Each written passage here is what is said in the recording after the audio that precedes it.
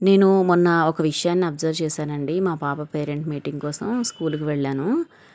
Parents ఎంత దారుణంగా ఉన్నారో తెలుసా అండి? నర్సరీలో ఇంప్రూవ్‌మెంట్ లేదంటారండి. ఆడుకునే పిల్లల్ని తీసుకువెళ్ళి నర్సరీలో, ఎల్‌కేజీల్లో వేసేస్తున్నాము. బిఫోర్ 10 ఇయర్స్ బ్యాక్ చూసుకున్నట్లయితే ఇలా నర్సరీలు, ఎల్‌కేజీలు, యూకేజీలు లేవండి. ఆడుకునే పిల్లల్ని తీసుకువెళ్ళి ఎడ్యుకేషన్, ఎడ్యుకేషన్ అని వాళ్ళ మైండ్ ప్రెషర్ చేసేస్తున్నామండి. వాళ్ళు పెద్దగా అయ్యేటప్పటికి వాళ్ళకి అంత హెల్తీగా ఎందుకుంటారండి? స్టార్టింగ్ నుంచే ప్రెషర్స్ అప్లై చేసేస్తున్నాం వాళ్ళ బ్రెయిన్స్‌కి. మనమేమన్నా నర్సరీలో ఏమన్నా చదివామండి? తెలుగు మీడియం చదివినా హ్యాపీగా ఎంతమంది తెలుగు మీడియం చదివి 6 ఇయర్స్‌కి జాయిన్ అయిన వాళ్ళు ఎంతమంది కలెక్టర్లు అవ్వలేదండి? ఎంతమంది డాక్టర్లు అవ్వలేదండి? అందరూ కూడా క్వాలిఫైడ్ డాక్టర్స్ అండి.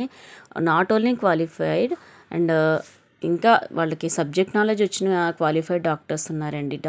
అందరూ కూడా ఇంత ఇదిగా ఆలోచించకూడదండి.